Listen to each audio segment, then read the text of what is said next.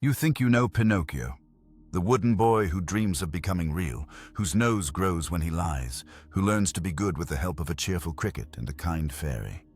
A story about the magic of believing, the importance of telling the truth, a tale of transformation and love. But what if I told you that Carlo Collodi never wrote that story? What if the Pinocchio you know is a sanitized ghost of a narrative so brutal, so psychologically disturbing, that its original ending featured a child being hanged from a tree and left to die? The 1883 serial that introduced the world to this wooden puppet wasn't a bedtime story. It was a horror tale designed to terrify children into submission, a piece of political propaganda wrapped in the skin of a fairy tale, a psychological experiment in breaking the will of Italy's rebellious poor.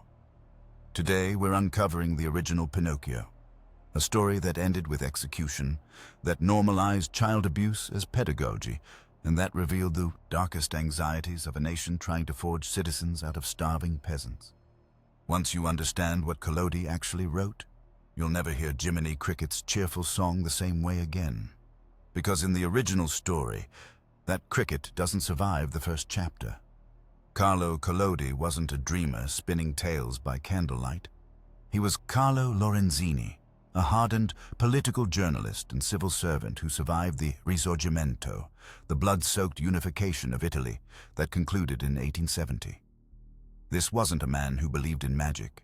This was a man who had watched his country tear itself apart and then struggled to piece together a national identity from the fragments. 6 of his 10 siblings died in childhood. He understood hunger not as a plot device, but as a predator that claimed children before they could speak. When he sat down to write Storia di un burattino for the Giornale per I Bambini in 1881, he wasn't trying to entertain. He was trying to save a generation from what he saw as a fatal flaw in the Italian character, a refusal to work, to obey, to conform to the brutal demands of the new industrial state. Collodi's Italy was a catastrophe of unification. 75% of the population couldn't read. There was no shared language, no national press, no unified education system. The Italian government faced a problem that would define the next century. How do you create citizens out of people who share nothing but geography? The answer, according to intellectuals like Collodi, was the classroom. Universal education became the primary weapon of social engineering. The Capino Law of 1877 mandated 3 years of compulsory schooling, designed not to enlighten but to transform rural children into factory workers capable of following orders and keeping pace with machinery. Pinocchio's journey from rebellious puppet to obedient boy is this transformation made literal. Every beating he receives, every humiliation he endures, every moment of hunger that drives him to desperation, these aren't narrative excesses. They're instructional materials. The puppet himself is an allegory for the Italian national character as the elite perceived it: unwieldy, dishonest, lazy, prone to distraction and pleasure-seeking. Collodi explicitly stated that his creation was meant as a rallying cry for education and a warning against what he called the lackadaisical nature of the Italian peasantry. This wasn't subtle. The entire narrative functions as a threat: conform or die, become useful or be discarded, accept the strings of state control or face the consequences of your freedom. What makes this particularly chilling is that Collodi believed he was being compassionate. He saw himself as preparing children for a world that would show them no mercy, equipping them with the psychological armor they would need to survive industrial capitalism and nationalist fervor. He was teaching them that childhood itself was a luxury Italy couldn't afford. The author's background in political journalism is crucial to understanding the text's ideological function. Collodi had spent decades writing satirical pieces about Italian politics, criticizing both the church and the emerging state apparatus. He understood propaganda, knew how narratives could shape public consciousness, recognized that stories told to children would determine what kind of adults they became. When he turned his attention to children's literature, he didn't abandon his political mission. He simply found a more vulnerable audience, one whose minds could be shaped before critical resistance developed. The Tuscany of Collodi's imagination bears no resemblance to the quaint, sunlit world of later adaptations. This is a landscape where hunger is the dominant force, where survival requires constant vigilance, and where the structures meant to protect the vulnerable are often the most predatory. Geppetto isn't a kindly old toy maker with a workshop full of music, boxes, and singing clocks. He's a struggling woodcarver living in poverty so extreme that when he brings Pinocchio to life, the puppet's first act is to steal the old man's breakfast pears. And Pinocchio doesn't just eat them. He devours the peels, the cores, everything, because this is a world where nothing can be wasted. This obsession with hunger saturates the text. Pinocchio experiences what Collodi describes as hunger so real it could be cut with a knife. This isn't poetic language.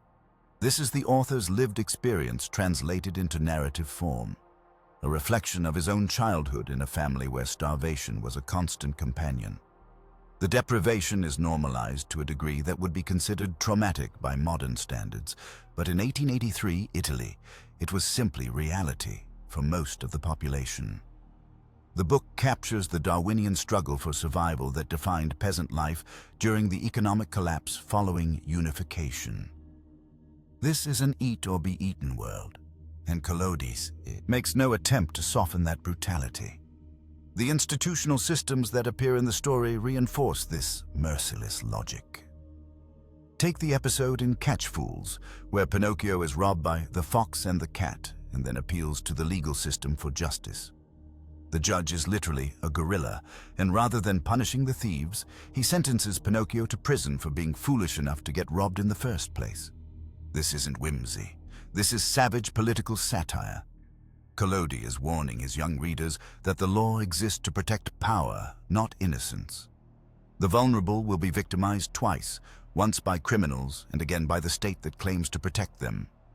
The court system is depicted as inherently corrupt, a place where the innocent are imprisoned to satisfy arbitrary quotas while the guilty walk free. Even the few moments of potential kindness are undercut by ulterior motives. When the blue fairy first appears, she's not a benevolent magical being. She's a dead child with turquoise hair, waiting for her hearse, existing in some liminal space between life and death. Her resurrection of Pinocchio isn't an act of unconditional love, but a transaction requiring absolute submission to her moral framework. She demands bravery, honesty, and selflessness, but these are not virtues offered freely. They're the price of humanity, and the implication is clear. Those who cannot or will not pay this price deserve whatever fate befalls them. The economic devastation of post-unification Italy permeates every scene. The massive downturn that followed the consolidation of the Italian states left peasant communities in free fall. Agricultural systems that had sustained regions for centuries were disrupted by new national policies. Traditional craft economies collapsed under competition from industrial production. Characters exist in a perpetual state of economic anxiety, always one setback away from total ruin. Geppetto sells his only coat to buy Pinocchio a spelling book, and the puppet immediately sells the book for circus tickets. This isn't presented as a charming misadventure, but as near catastrophic waste, the squandering of resources that cannot be replaced. Chapter 4 of the original text contains one of the most psychologically revealing moments in all of children's literature, though it's been systematically erased from modern retellings. The talking cricket appears to offer Pinocchio guidance, warning him that children who rebel against their parents and run away from home will never have any luck in this world. This is the voice of the superego, the internalized moral compass, the representative of social rules and parental authority. And Pinocchio's response is immediate and violent. He picks up a wooden mallet and throws it at the cricket, crushing the insect against the wall. The text is explicit. Pinocchio kills his conscience. This isn't disobedience, this is murder. From a psychoanalytic perspective, this moment is extraordinary. Pinocchio represents pure id, the uncoordinated impulses of the pleasure principle, driven entirely by immediate wants: eating, drinking, sleeping, playing. The cricket functions as his superego, attempting to impose the reality principle, the understanding that actions have consequences and that survival requires the suppression of immediate gratification. By literally destroying this voice, Pinocchio attempts to operate without moral restraint, to exist in a state of pure appetite. But Collodi doesn't let him escape so easily. The cricket returns as a ghost, emphasizing that the superego, once established, cannot be permanently silenced. This scene establishes the fundamental conflict of the narrative. The war between freedom and control, between the anarchic desires of childhood and the disciplinary demands of civilization. Modern adaptations transform the cricket into Jiminy Cricket, a cheerful companion who survives the entire story and becomes Pinocchio's friend. This sanitization completely inverts the meaning of the original. Collodi wasn't writing about the gentle guidance of conscience. He was writing about the violent suppression of moral reasoning and the consequences of rejecting social order. The cricket's murder is meant to horrify readers, to demonstrate that children who silence their moral compass invite disaster. The ghost. Cricket continues to appear throughout the story, always warning, always predicting doom, always proving correct. His predictions aren't magical foresight, they're logical consequences. When you reject education, you remain ignorant and exploitable. When you trust obvious con artists like the fox and the cat, you get robbed. When you prioritize pleasure over responsibility, you end up transformed into a beast of burden. The cricket represents the wisdom of accumulated human experience, the understanding that civilization's restrictions exist because the alternative is worse. But Pinocchio repeatedly refuses this wisdom, and each refusal leads to escalating punishment. The message is unambiguous. Children who reject moral guidance will be broken by reality itself. The cricket's persistence as a ghost introduces another layer of horror. He cannot be killed because he represents something internal, the voice of socialization that, once heard, cannot be unheard. Even when Pinocchio tries to silence him through violence, the cricket returns, more insistent than before. This suggests that moral development isn't optional, that children will either internalize social norms voluntarily or have them beaten into their psyches through suffering. The 1883 text normalizes levels of violence against children that modern readers find almost incomprehensible. Pinocchio is beaten, burned, imprisoned, hanged, and threatened with dismemberment across the narrative's 36 chapters. This isn't narrative excess. This is pedagogy. In 19th century Italy, the child of the poor wasn't perceived as existing in a world inviolably apart from that of adults. Children were economic units, potential laborers, beings to be shaped through force into useful members of society. The concept of childhood as a protected developmental stage didn't exist for the majority of the population. Consequently, the violence inflicted on Pinocchio would have been read by contemporary audiences not as abuse but as necessary discipline. Consider the episode where Pinocchio falls asleep with his feet on a brazier and wakes to find them burned completely away. His feet are gone. This mutilation is treated as a direct consequence of his negligence, a physical manifestation of what happens when you fail to pay attention to your own survival. Geppetto must carve him new feet, but the incident leaves no lasting trauma in the narrative. It's simply another lesson in the brutal curriculum of staying alive. Or take the scene where Pinocchio refuses medicine and the Blue Fairy responds by summoning 4 black rabbits carrying a coffin. She tells him he has minutes to live, using the certainty of death as psychological torture to force compliance. When he finally takes the medicine, it's not because he understands its benefit, but because he's been terrorized into submission. This pedagogical violence reaches its apex in Playland, the place where boys are taken to play forever, with no school, no work, no responsibilities. It's presented initially as paradise, and Pinocchio and his friend Lampwick embrace it with desperate joy. But this freedom is a trap. The boys who refuse education and labor are transformed into donkeys, literalized as beasts of burden. In 19th century Italian slang, calling someone a donkey meant both that they were stupid and that they were fit only for manual labor until death. The transformation isn't metaphorical punishment. It's the revelation of what these children already are in the eyes of society. Animals to be exploited. The cruelty of the coachman who operates Playland is described as paralyzing. He strips the clothes off newly transformed donkey boys while they cry for their mothers, then sells them to circuses and farms. This is human trafficking encoded as fairy tale, and Collodi presents it not to critique such exploitation, but to warn children that if they refuse civilization's disciplines, they will be reduced to commodities. Lampwick's fate confirms this warning. After transformation, he's sold and worked until his body gives out. When Pinocchio encounters him again, Lampwick is dying of exhaustion, his body broken by labor. He expires without dignity, without rescue, a cautionary tale about the fate awaiting the uneducated poor. The normalization of corporal punishment in the text reflects broader Italian attitudes toward child-rearing in the 19th century. Physical discipline wasn't considered abuse, but essential correction, the primary tool for shaping unruly children into productive adults. Collodi's narrative takes this cultural acceptance and amplifies it to extremes, creating a catalog of suffering that functions as both warning and instruction. Each punishment Pinocchio receives is directly connected to a specific transgression, establishing a clear cause and effect relationship designed to condition readers' behavior. You disobey, you suffer, you lie, you're humiliated. You shirk responsibility, you're mutilated or killed. The most shocking divergence between the original Pinocchio and every subsequent adaptation is its intended ending. Collodi never planned to write more than 15 chapters. The story was meant to conclude with Pinocchio's execution, and that execution was described with disturbing precision.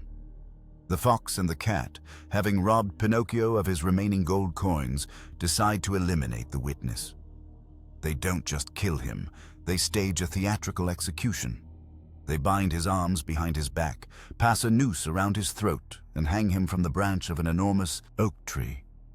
The text describes his final moments with clinical detachment. He closes his eyes, opens his mouth, stretches his legs, and remains frozen stiff. This was intended as the definitive ending.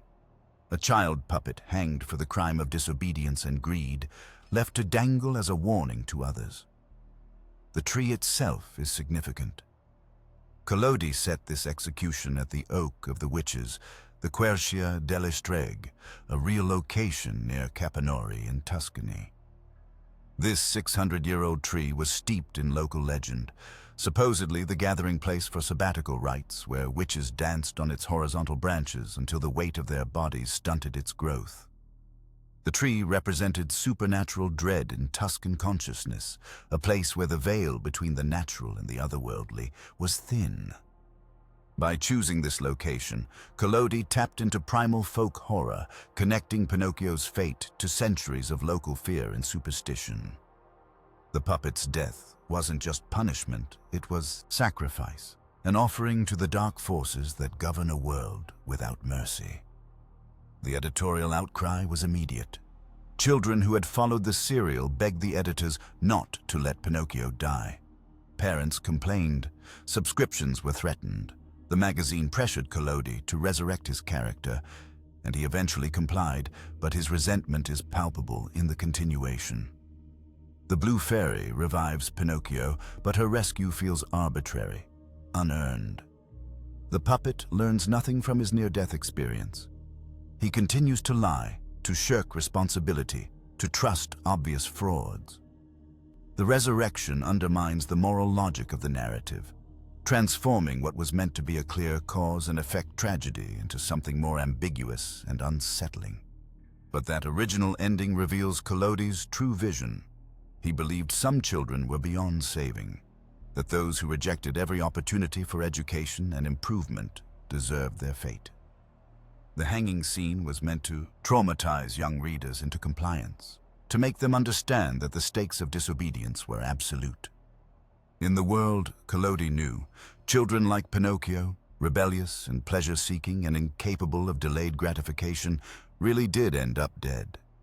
The puppet's execution wasn't fantasy, it was documentary, a representation of what actually happened to children who failed to internalize the disciplines necessary for survival in industrial Italy. The symbolism of the hanging is multi-layered and deliberate.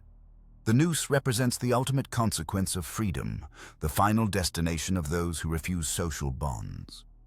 The oak itself, with its associations with witchcraft and supernatural punishment, suggests that Pinocchio's death isn't merely social consequence, but cosmic justice, the natural order asserting itself against chaos. The puppet's final prayer, calling for his absent father, emphasizes his abandonment and vulnerability. Geppetto cannot save him. The state cannot save him. The law certainly cannot save him. He hangs alone, the product of his own choices, a cautionary spectacle for other children who might be tempted toward rebellion. The transformation sequence in Playland functions as the narrative's emotional and ideological center. After months of uninterrupted play, Pinocchio wakes one morning to find his ears have grown long and furry. Lampwick notices the same change in himself. The two boys watch in horror as their hands become hooves, as their faces elongate into muzzles, as their bodies sprout coarse hair. They try to cry out, but their voices emerge as braying. The metamorphosis is described with body horror precision, emphasizing the loss of speech, the loss of human form, the reduction to animal status. And then the coachman arrives with his whip. This sequence encodes multiple levels of meaning simultaneously. On the surface, it's a morality tale about the consequences of laziness. Boys who refuse education become beasts. But reading it through the lens of industrialization reveals something darker. Pinocchio as a marionette is already a metaphor for the industrial worker, an automaton designed to be directed by others. His strings represent the control mechanisms of factory discipline, the time clock, the supervisor, the threat of unemployment. When he becomes a donkey, he doesn't escape these strings. He trades one form of control for another, becoming a literal beast of burden rather than a figurative one. Modern critics have identified Pinocchio as a radical anti-work story, though not in the way Collodi intended. The puppet's consistent refusal to labor represents the resistance of a rural population being forced into the fast cycles of industrial work. The peasantry of southern Italy operated on seasonal rhythms, agricultural time measured in harvests and weather patterns. Industrial capitalism demanded something entirely different: punctuality, sustained attention, the ability to perform repetitive tasks for 12 or 14 hours at a stretch. This required psychological rewiring, the installation of internal mechanisms of self-discipline that would make workers into reliable machines. Pinocchio's journey is this rewiring made visible, and his resistance reveals just how violent that transformation had to be. The donkey transformation makes this violence literal. Lampwick's fate demonstrates what happens to those who cannot be broken into submission. He's sold to a farmer, worked until his body fails, and dies without ever returning to human form. His death suggests that for some members of the underclass, there is no escape from exploitation, no possibility of redemption. They will be used up and discarded, their entire lives consumed by labor that benefits others. When Pinocchio encounters the dying Lampwick, he's confronted with a vision of his own potential future. The only difference between them is that Pinocchio eventually accepts his fate. He stops resisting. He puts his body to work for capital and country, and only then is he granted the reward of humanity. The loss of speech is particularly significant. Language is the primary marker of humanity, the capacity that separates humans from animals.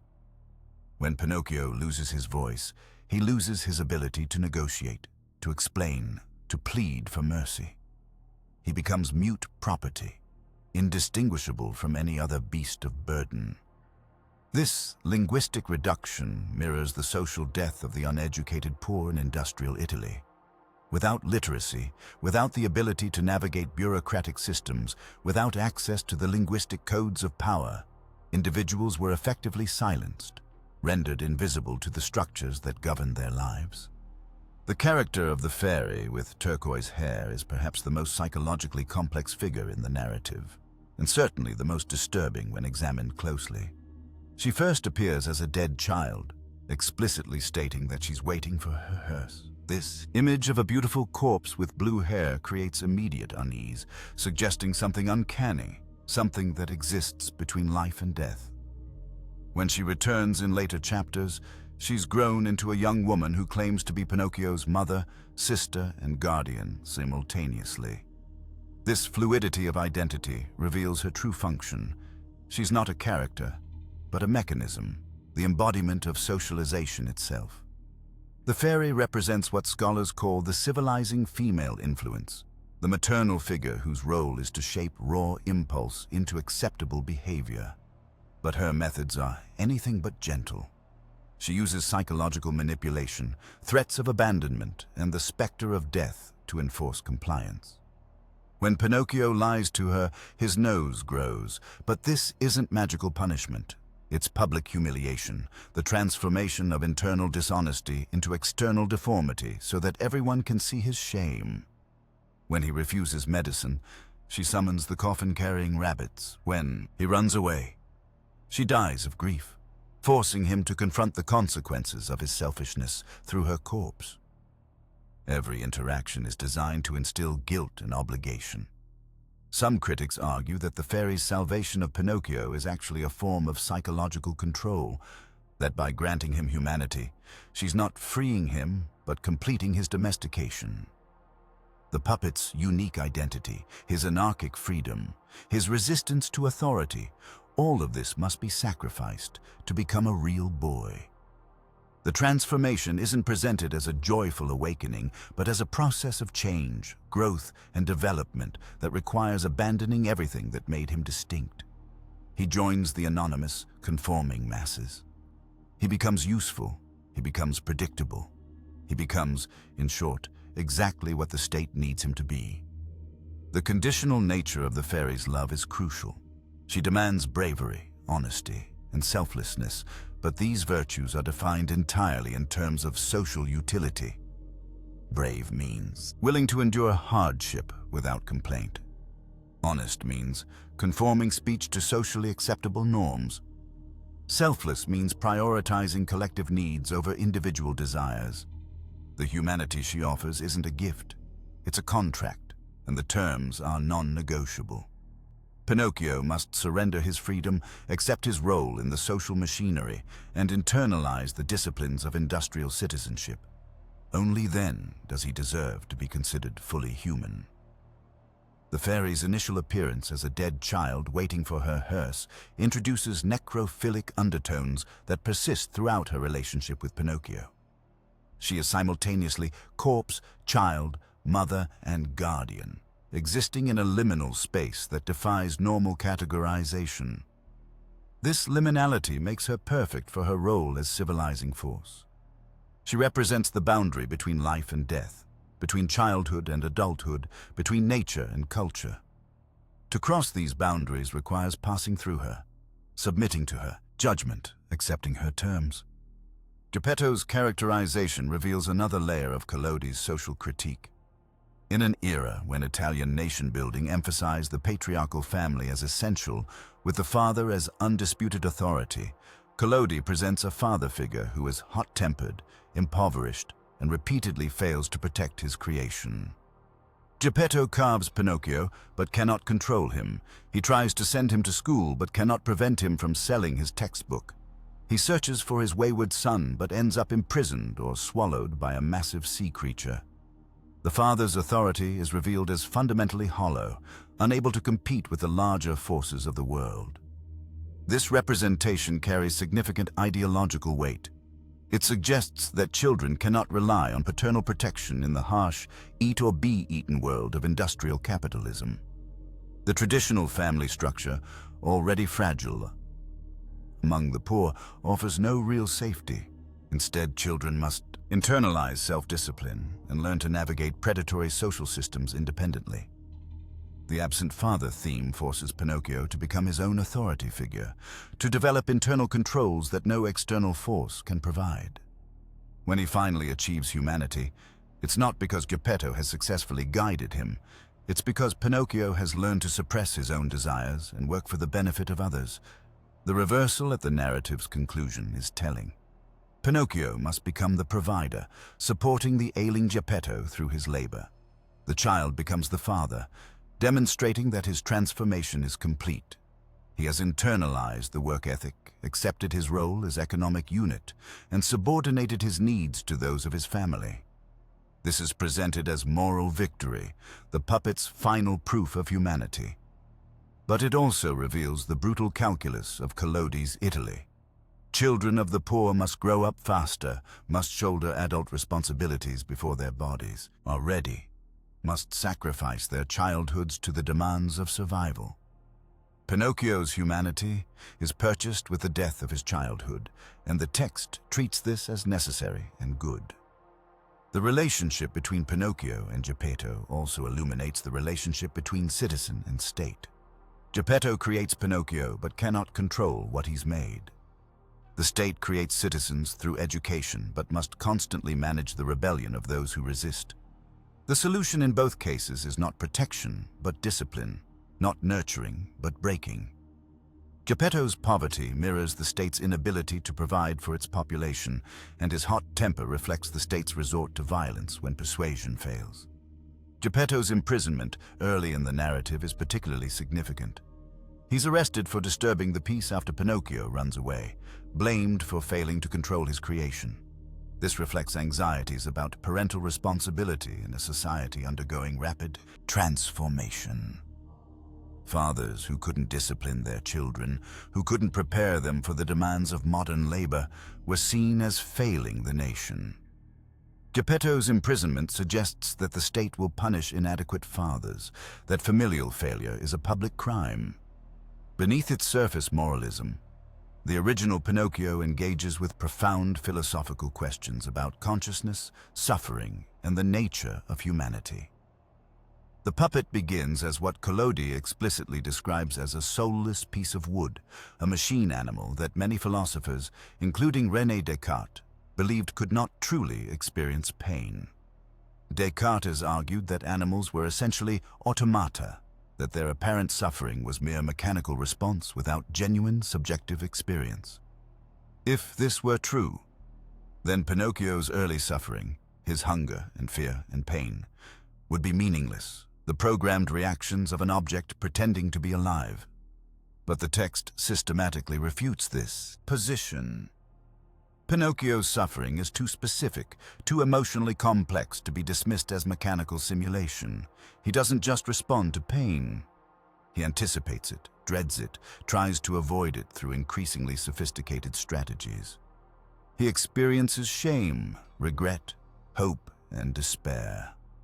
His relationship with the Blue Fairy demonstrates attachment beyond simple programming. He mourns her death, seeks her approval, alters his behavior to win her love. These are the markers of consciousness, the evidence of a subjective inner life. The Land of Toys sequence is particularly important for this philosophical reading. It functions as what theorists call a heterotopic space, a unique gap in the social plane where an individual can observe the forces that shape their life from an external perspective. When Pinocchio transforms into a donkey, he experiences himself as an object, as property to be bought and sold and used. This traumatic reduction to animal status gives him the perspective necessary to understand what he was and what he's at risk of remaining. It's only through experiencing objectification that he develops the subjective awareness necessary to resist it. The donkey sequence is epistemological crisis, a rupture in identity that forces the question, what am I? The final transformation, from puppet to boy, from wood to flesh, appears to answer this question by granting Pinocchio unambiguous humanity. But scholars have noted the disturbing implication. He gains humanity by losing uniqueness. The puppet was magical, impossible, a living contradiction. The boy is ordinary, replaceable, one human among millions. His individuality is sacrificed to achieve personhood. This suggests that humanity itself, at least as Collodi conceives it, requires the suppression of what makes us distinct. We become real by becoming predictable, by fitting into established categories, by accepting our assigned roles. The question of whether Pinocchio possesses a soul haunts this entire narrative. The blue fairy tells him that wooden puppets cannot have souls, that humanity must be earned through moral behavior. This establishes a hierarchy where consciousness and moral worth are conditional, granted only to those who conform to specific behavioral standards. It's a deeply troubling proposition that justifies the dehumanization of anyone deemed insufficiently civilized. If souls must be earned rather than inherent, then those who fail to earn them can be treated as objects without moral consequence. The enduring power of the original Pinocchio derives from its unflinching portrait of the mechanisms of social control. Every element of the narrative, from the specific episodes to the overall arc, works to normalize a single message. Freedom is dangerous, innocence is fatal, and survival requires absolute submission to authority. The puppet's strings are visible, making the metaphor obvious, but the real boy has strings too. Invisible threads of obligation, debt, shame, and internalized discipline that are far more effective because they're mistaken for choice. When Pinocchio achieves humanity, he doesn't escape his strings. He learns to pull them himself. This dynamic speaks to the function of ideology in maintaining hierarchical social systems.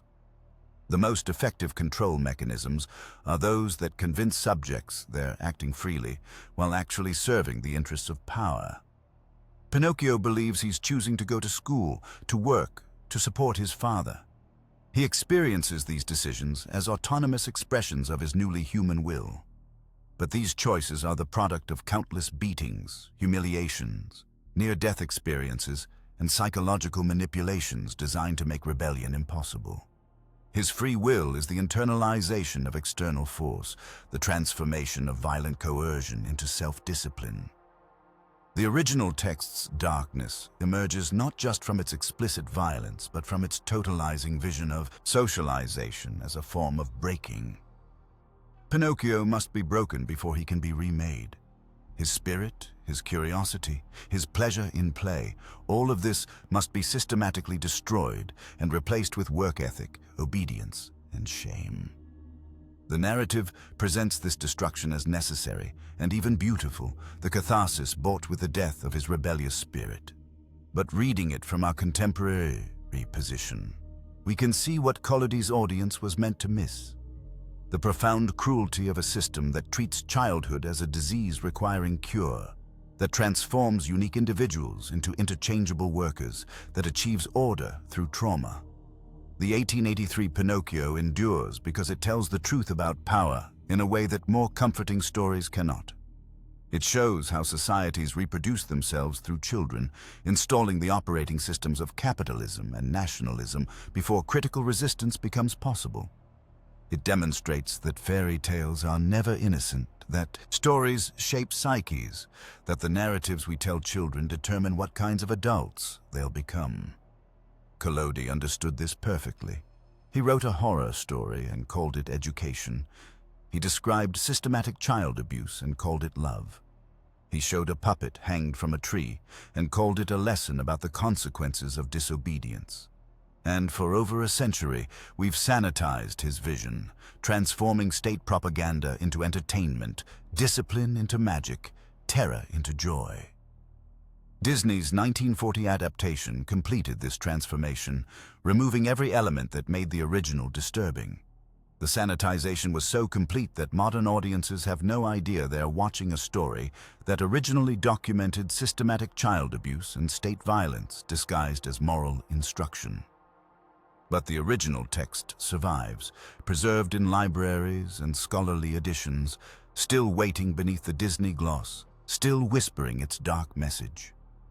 It tells us that innocence is dangerous, that ignorance invites exploitation, that those who refuse to conform will be destroyed or discarded.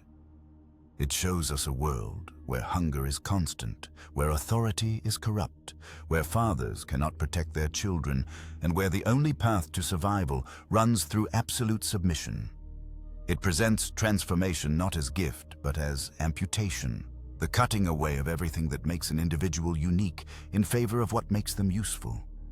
The puppet's journey from rebellious wood to obedient boy is the journey every child in Collodi's Italy was expected to make. Accept the strings of state control. Internalize the disciplines of industrial labor. Suppress your desires. Work until your body breaks. This is what becoming real meant in 1883. This is what humanity cost. And Pinocchio's final transformation, presented as triumph, is actually surrender, the moment when the puppet finally breaks and accepts that his only path to survival runs through absolute submission to forces beyond his control. That's the story Collodi wrote. That's the horror we've spent 140 years trying to forget. The wooden puppet hanged from the oak of the witches is still there, still swaying in Tuscany's dark forests, still waiting for the disobedient children who refuse to learn their lessons. The original Pinocchio remains, a testament to how societies use stories to break children into citizens, how violence gets encoded as virtue, how propaganda disguises itself as love. Conform or die, accept your strings or be discarded, become useful or discover what the great oak holds for those who dare to remain free.